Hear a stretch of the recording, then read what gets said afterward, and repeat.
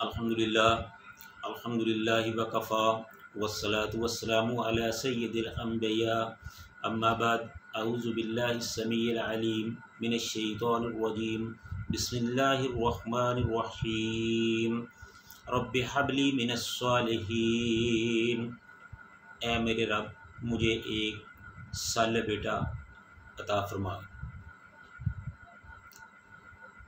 हर किस्म की हम्दो सना अल्लाह ताला की ज़ात के लिए जो सारे जहानों का खालिक व मालिक है, और लाखों करोड़ों दुरूद व सलाम रसूलुल्लाह सल्लल्लाहु अलैहि वसल्लम की ज़ात पे, जिसे अल्लाह ताला ने सारी कायनात से बेहतर बनाया, सारी नबियों का इमाम बनाया और वमा अरसलना का इल्ला रहमतुल लिल आलमीन जैसी शान अता फरमाई।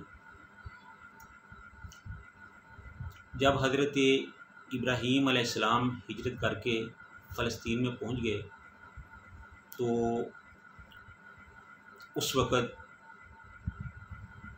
मुफस्सिरीन बताते हैं, मुअर्रिख़ीन बताते हैं कि हज़रत इब्राहीम अलैहिस्सलाम की जो उम्र थी वो तकरीबन 90 साल के करीब थी। तो हज़रत इब्राहीम अलैहिस्सलाम ने अल्लाह से दुआ मांगी कि ए अल्लाह, बूढ़ा हो गया हूँ, अब मैं पहले जैसी मुशक्क़त नहीं कर सकता, इसलिए मुझे एक फर्मा बरदार और नेक बेटा अता फरमाइए ताकि वो मेरे मिशन को आगे ले जा सके।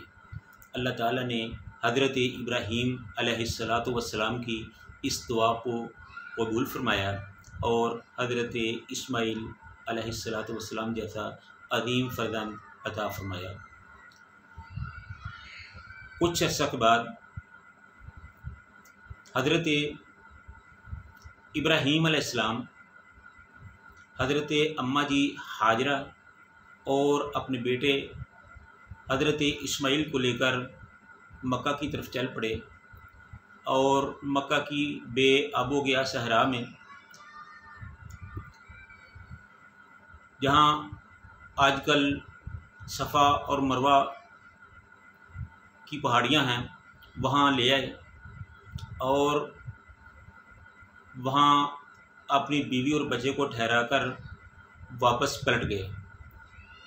हज़रत अम्मा जी हाजरा रज़ी अल्लाह ताला अन्हा ने कहा कि ए इब्राहीम, ए मेरे सर के ताज, आप हमें ये बता दीजिए, आपसे हम कोई मुतालबा नहीं करते, किसी ख़र्चे का मुतालबा नहीं करते, किसी और चीज़ का मुतालबा नहीं करते, आप सिर्फ मुझे इतना बता दें कि आप हमें जो यहाँ छोड़कर जा रहे हैं ये अपनी मर्ज़ी से छोड़ रहे हैं या अल्लाह के हुक्म के मुताबिक छोड़ रहे हैं। तो हज़रत इब्राहीम अलैहिस्सलाम ने उनकी किसी बात का कोई जवाब ना दिया और चल दिए। फिर उसके बाद हज़रत अम्मा जी ने दूसरी दफ़ा यही सवाल दोहराया कि हुज़ूर, आप बताएं कि आप हमें इस जगह पे संगलाख पहाड़ियों में छोड़कर जा रहे हैं, तो इसमें आपकी अपनी मर्ज़ी शामिल है या अल्लाह का हुक्म है? तो हज़रत इब्राहीम अलैहिस्सलाम फिर खामोश रहे और वापस चल दिए। तो हज़रत अम्मा जी ने तीसरी दफ़ा जब ये सवाल किया तो उस वक़्त हज़रत इब्राहीम ज़रा थोड़ा सा दूर जा चुके थे, तो उन्होंने अम्मा जी की बात का कोई जवाब देने के बजाय ऊपर की तरफ इशारा किया। तो अम्मा जी समझ गई कि ये अल्लाह के हुक्म के मुताबिक ही हो रहा है। तो फिर हज़रत अम्मा जी ने फरमाया कि अगर आप हमें अल्लाह के हुक्म से यहाँ छोड़कर जा रहे हैं तो हमें यकीन है कि अल्लाह ताला हमें कभी भी ज़ाया नहीं करेगा। तो हज़रत इब्राहीम अलैहिस्सलातु वस्सलाम उनको वहाँ छोड़कर फ़लस्तीन की तरफ वापस चले गए। जब हज़रत इब्राहीम अलैहिस्सलाम उनसे थोड़ा सा दूर गए, उनकी नज़रों से ओझल हुए, तो वहाँ खड़े होकर उन्होंने अपने बच्चों के लिए दुआएं मांगी और कहा कि ए अल्लाह, इस जगह को आबाद फरमाना और यहाँ इनको हर तरह की सहूलतें भी अता फरमाना, इनके लिए फलों का भी इंतज़ाम करना, रोटी रोज़ी का भी इंतज़ाम करना, और ये इस किस्म की और भी काफ़ी सारी दुआएं थी जो मांगी, जो अल्लाह ताला ने बाद में सब की सब पूरी की। इधर हज़रत इब्राहीम अलैहिस्सलाम दुआओं से फ़ारग होकर वापस चल दिए, तो उधर हज़रत हाजरा रज़ी अल्लाह ताला अन्हो अपने बच्चे को संभालने की तरफ मसरूफ़ हो गई। एक तो गर्मी थी, साए का इंतज़ाम नहीं था, और फिर वो खाने पीने का भी इतना इतना इंतज़ाम नहीं था। उनके पास जो थोड़े से जौ और सत्तू थे वो ख़त्म हो गए, और बच्चा छोटा था तो वो पानी की प्यास से बिलख रहा था, तो पानी पीने के लिए मौजूद नहीं था। तो हज़रत अम्मा जी हाजरा अलैहिस्सलातु वस्सलाम बड़ी बेचैनी से इधर उधर देख रही थी कि कहीं मुझे पानी मिल जाए तो मैं अपने बच्चे को पानी पिलाऊं। तो वो बेख्याली में दौड़ते हुए सफ़ा से मरवा की तरफ और मरवा से सफ़ा की तरफ आती जाती रहीं। पहले सफ़ा से मरवा की तरफ गईं और वहाँ पानी की तलाश में वो वहाँ गई। जब देखा कि उन्हें कोई चीज़ नज़र नहीं आई और हज़रत इस्माईल अलैहिस्सलाम भी उनकी नज़रों से ओझल होने लगे हैं, तो फिर उनको बच्चे की मोहब्बत ने जोश मारा और फिर वो अपने बच्चे की तरफ पलट आई। जिस तरह वो भागती हुई गई थी उसी तरह वो भागती हुई वापस आ गई। फिर जब हज़रत इस्माईल अलैहिस्सलाम के पास पहुंची तो वो पानी की प्यास की शिद्दत की वजह से बिलख रहे थे, तड़प रहे थे, रो रहे थे। तो जब अम्मा जी से ये ना देखा गया तो अम्मा जी फिर दोबारा उसी तरह पलट कर भागीं और भागते हुए दूसरी जगह पे दूसरे चक्कर में उधर पहुंच गई।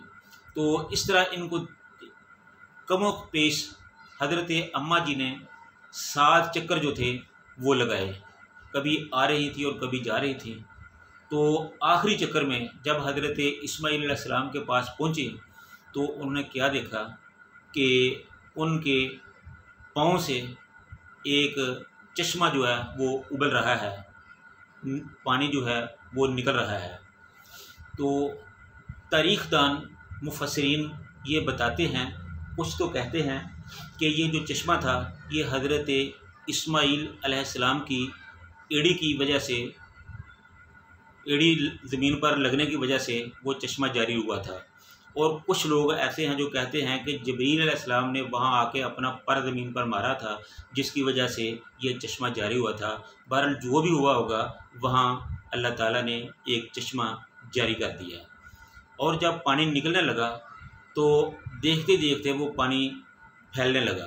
तो पानी के इस फैलाव को देखते हुए हज़रत अम्मा जी हाजरा अलैहिस्सलातु वस्सलाम ने देखा कि ये पानी तो फैल रहा है, इस तरह तो ये ज़ाया हो जाएगा। तो उन्होंने उनके चारों तरफ, चश्मे के चारों तरफ एक ऊंची सी मंडेर बनानी शुरू कर दी, पत्थर लाकर उधर रखना शुरू कर दिए और पानी वहाँ मुक़य्यद होकर रह गया।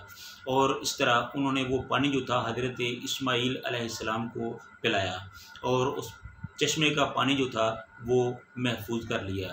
तो ये थे हज़रत इस्माईल अलैहिस्सलाम का के वाक़यात के किस तरह वो वहाँ उनको ज़रूरत महसूस हुई, उनके रोने की वजह से, बिलखने और तड़पने की वजह से अल्लाह ताला की रहमत जोश में आई और उन्होंने वहाँ से एक चश्मा जो था वो जारी कर दिया।